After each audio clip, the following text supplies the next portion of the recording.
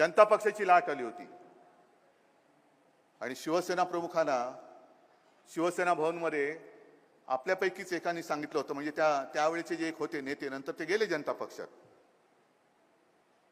ते म्हणाले, बाळासाहेब, आपली शिवसेना आता राहिलेली नाही.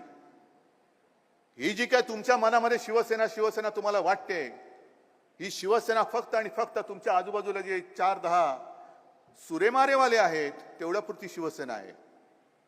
आता आपल्याला जनता पक्षात जाण्याशिवाय दुसरा प्रत्यय राहिलेला नाही, दुसरा कोणताही पर्याय राहिलेला नाही.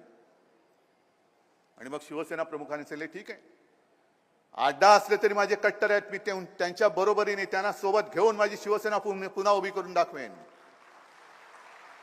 8-10 असले तरी चालतील, पण निष्ठावान आहेत.